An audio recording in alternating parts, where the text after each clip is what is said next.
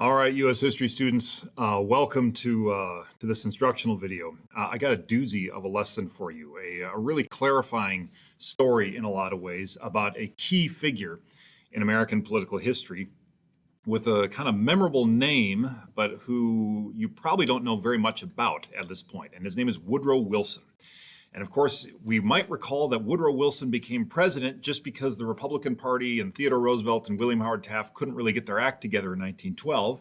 And so Wilson was kind of able to waltz into the White House because of the split in the Republican Party. And we're going to look at the consequences of that today and the particular progressive philosophy that he brought to American government.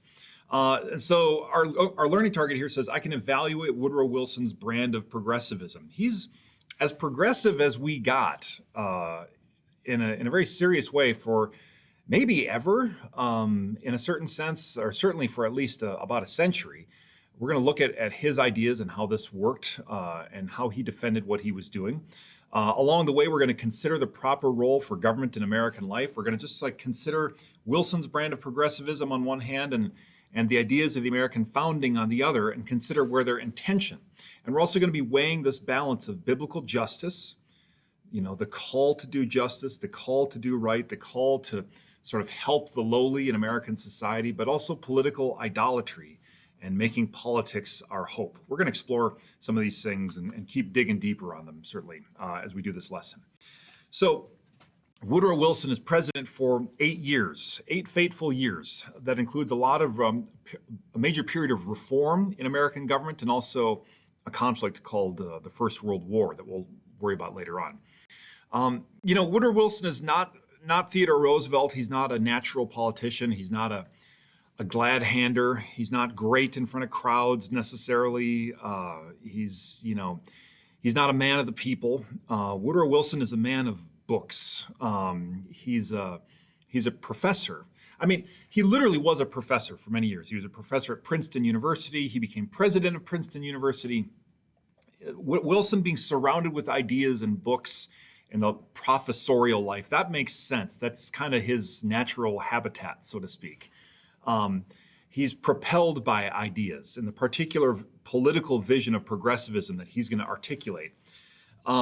And he's a very, very, very serious man, very serious about his ideas. You can't find many pictures of him smiling because maybe he didn't smile much, or maybe he also was very self-conscious about his kind of rotten teeth. Who wouldn't be? That's not pleasant. So he's got that in his life. Extremely intelligent. Look, like he's a kind of person where his powers of intellect, when he can sort of hone in and narrow in on something, are quite formidable. There's no doubt about it. That doesn't necessarily mean he's right, and that certainly doesn't mean that you or I are bound to agree with him. But he's a formidable intellect. On a personal level, he's an interesting fellow. He spent his adult life living in New Jersey, but he's born in the South. He's our first Southern president since the Civil War. Privately, he harbors a pretty nasty racist streak. People said if you're trying to just kind of rub elbows and get a good conversation going with Wilson, sort of get him started on this or that minority group or the blacks, and he'd get a lather going and really get rolling on stuff. Or sometimes you could also say, if there was some person in common that you each didn't like, you could really get Wilson animated and rolling in a conversation then. So there's a certain kind of, I don't know, behind the stoic demeanor and the crusading appeals, there's some ugly stuff there. That's to some extent true for all of us. There's a sin nature there for everybody.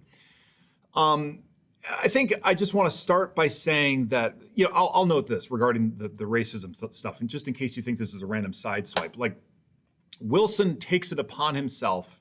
One of his initiatives, one of his reforms is we should start segregating the federal government. The national government should also do segregation. He didn't need to do this. This is the opposite of sticking your neck out for the case of civil rights. This is saying, we're not currently segregating, but I think it'd be a great idea if we did segregate. So we'll throw that out there. Let's put that on the pile for Woodrow Wilson.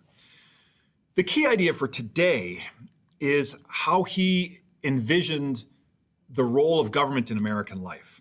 And he calls his appeal to the public, he called it New Freedom, which is good. It's like a catchy term. It's like TR's New Deal. It's like TR's Square Deal or Franklin Roosevelt's New Deal later on. This idea of new freedom is noteworthy.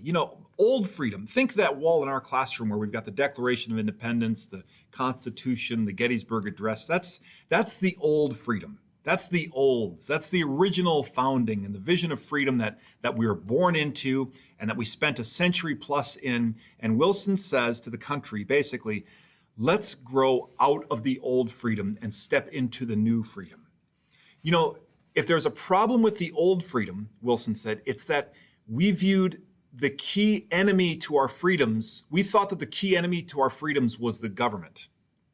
We were so worried about the government and that the government was the biggest thing that was going to threaten our freedom and our liberty and our independence. And you know what? When we were facing against the British and King George and Parliament, that was a good concern. But government is no longer our main fear. Government need no longer be the problem. Instead, the biggest threat to our freedoms is the powerful people, the powerful in American life, the wealthy in American life, powerful businesses, powerful corporations, powerful banks that can get whatever they want and can steamroll the rest of us. And government is not a threat to our freedoms. Instead, we should start seeing government as the protector of our freedoms, as like someone who will stand between us and the powerful, someone who will liberate us from the oppression of the powerful. Government is our friend, not to be feared. And we no longer need all these no touches in governments and all these limits to government power. If anything, we need to sort of allow government to roll up its sleeves and really get to work.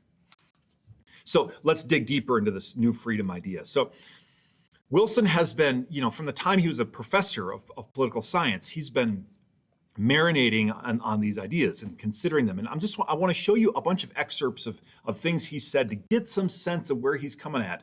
Because look, we spent a lot of time unpacking the old freedoms in semester one. So I really want to spend a minute here with what Wilson is saying and ask you to really strongly consider, what do I make of this? What do I like here? And what are the dangers or concerns? So on one level, Wilson here in this quote here expresses this is from when he was a professor, sort of frustration with the notion of limited government and checks and balances and all these things. He says, self-government does not consist in the people having a hand in everything, any more than housekeeping consists necessarily in cooking dinner with one's own hands. The cook must be trusted with a large discretion as to the management of the fires and the ovens.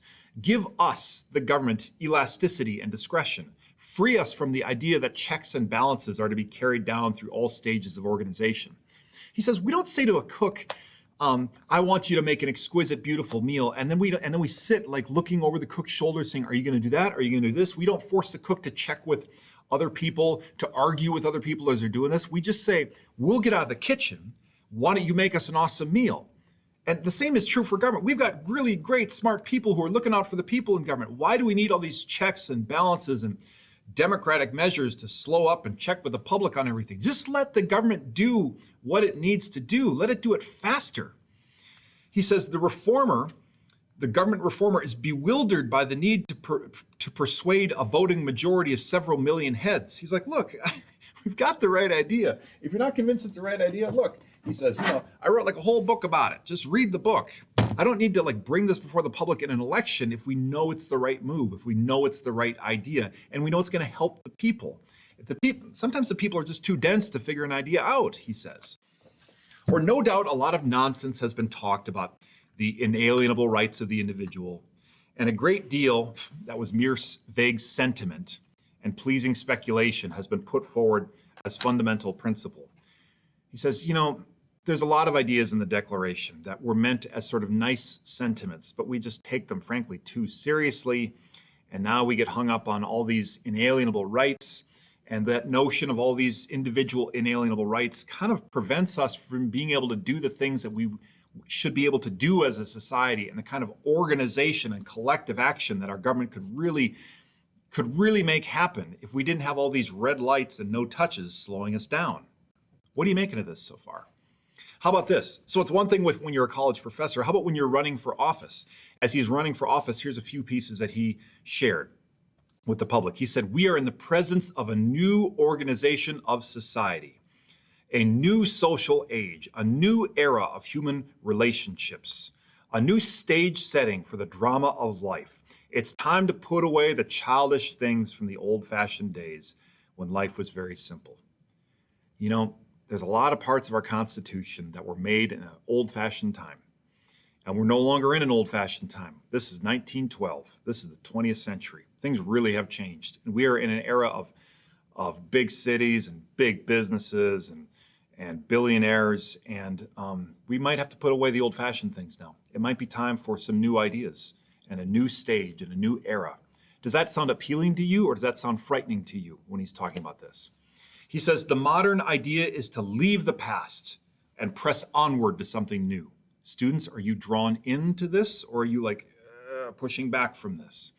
Or he says, we are erecting a great building in which men can live as a single community, cooperative, as in a perfected, coordinated beehive. His vision of American life under American government, this can be like a beehive, where there's like a single mind at the center or a single operational impulse at the center, and life is coordinated around it, and it's so much more efficient and cooperative, and it's less combative, and it's less focused on everyone doing whatever they want to do, and it's less focused on different factions clashing with each other and then having to bang out some awful, gross compromise. This is coordination, and it's possible in this new era if we're willing to take bold steps into it. Students, again, how are you reacting to this? And then, after he wins election, from his inaugural address, he says, we've studied, as perhaps no other nation has, the most effective means of production, meaning like how to make money. But we have not studied the cost of economy as we should, nor have we studied and perfected the means by which our government may be put to the service of humanity in safeguarding the health of the nation, the health of its men and women and its children, as well as their rights in the struggle for existence. I mean, he says we've been focused so much on making money, we really haven't focused on well-being. The great government that we loved under our Constitution has too often been made use of for private and selfish purposes, and those who used it had forgotten the people. There has been something crude and heartless and unfeeling in our haste to succeed and be great. The man with only a little capital, only a little money, is finding it harder and harder to get into the field, more and more impossible to compete with the big fellow. Why? Because the laws of this country do not prevent the strong from crushing the weak. Ask yourself, students, what am I responding favorably to? What is giving me any trepidation in any of this? This chart is kind of like a Cliff Notes version of this, for me trying to help us through seeing the differences between, the old freedoms of the American founding and the values our country is initially embedded into our country, and Wilson's vision of new freedom, or the progressive understanding of this sort of new founding. If the old freedom was built around the idea of limited government, meaning lots of no touches, lots of things that government isn't allowed to do, or government may make no right, abridging the freedom of speech and the freedom of the press, and government can't do this and can't do that. New Freedom says, in order to really do its job of achieving social harmony, cooperation, equality, government needs to be given more power, right? If we're going to achieve these goals, we need to sort of get rid of some of these holdups and checks and balances and slowdown mechanisms.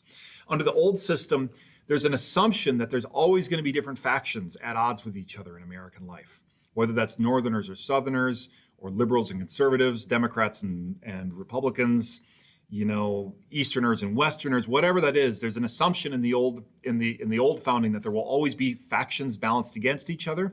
And so our Constitution makes sure that no one faction ever controls all the keys, and they're going to have to cooperate with each other. The New Freedom vision says, why do we have to have these competing factions? Like, we're smart enough now to know which side is right and which side is wrong. And so the side that's right should just be given the keys to power and allowed to coordinate and allowed to organize American life toward the end of these good things we want for the American people. The old freedoms are built around offering as wide a sphere of liberty and individual freedom for people as we can possibly offer, right? While still protecting the rights of everybody else. And the new freedom just says what we should do is almost think about it like the way we think when we're going to war and everyone has to kind of like band together and sacrifice and maybe give up, surrender some of their freedoms for the greater good in a time of war. But we're saying now it's not a time of war, but we're pursuing economic fairness. But we should all sort of band together and maybe sacrifice some of our individual goods for the nation's good. And we should be asked or convinced or made to, I don't know, to do that. The key values in the old freedom, the founding are liberty, of course, the idea of individual pursuit of happiness. No one defines happiness for you. You are going to be free to pursue happiness as you see fit, and you're promised all these certain freedoms, and you're going to have to compromise with people who view it differently than you and see it differently than you. Our Constitution says there's no other way forward. You're just going to have to compromise.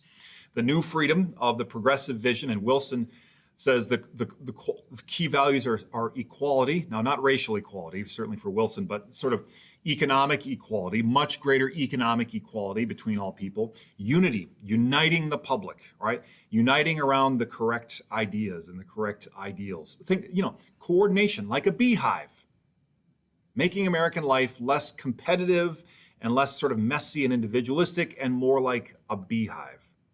What do you respond better to? What are you making of this, students?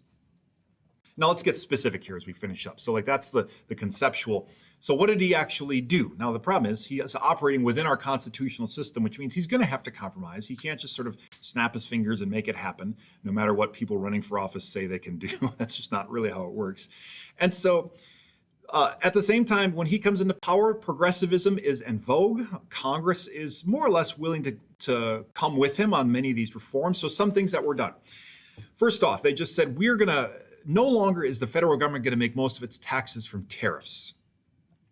Why are we moving away from tariffs? He says we're moving away from tariffs for a bunch of reasons. First off, tariffs are something that big businesses love. They're kind of a giveaway to big business, right? U.S. Steel says we need tariffs to protect ourselves from foreign imported, steel products. And Wilson, the government says, you're U.S. Steel. You don't need help from the federal government. You can compete on your own like big boys and big girls. You can do this. And so we're moving away from tariffs. And also tariffs have this effect of making products more expensive for consumers, right? And they said that's not good for the poorer folks. And that's true, by the way. I'm not necessarily, Peter Welly, a big fan of tariffs. And so this is fine. Now, if you're going to get rid of tariffs, how are you going to make your money? And here, Wilson and Congress push for and get past the 16th Amendment to the Constitution, which allows for the individual income tax. Hooray! And so now individuals can be taxed. And all of you have parents, or maybe you had to pay taxes here in January, February, to the federal government. And that is the case now, thanks to Woodrow Wilson and Congress here in the 16th Amendment. And so we're going to tax individuals to make money. And the reason they moved to this is they said this way we can tax the wealthy. We can really have taxes that target special taxes or more taxes on wealthier Americans as a way to sort of move wealth, perhaps from the wealthier to the poor. Makes sense from a progressive standpoint, certainly. And so it also meant that, an individual income tax is going to bring in a lot more money than the old tariffs. And they also got rid of the old excise taxes or liquor taxes. The U.S. used to tax liquor to a high degree. Because they said, well, we need to get money somewhere. The fact that they were no longer reliant on taxing alcohol or liquor meant that they could move forward with an idea that had been long cooking, which is the idea of prohibition, banning alcohol. You can ban it once you no longer need to tax it to make revenue. And so moving toward the individual income tax, getting rid of these taxes on alcohol was a step toward prohibition. We'll talk more about prohibition later.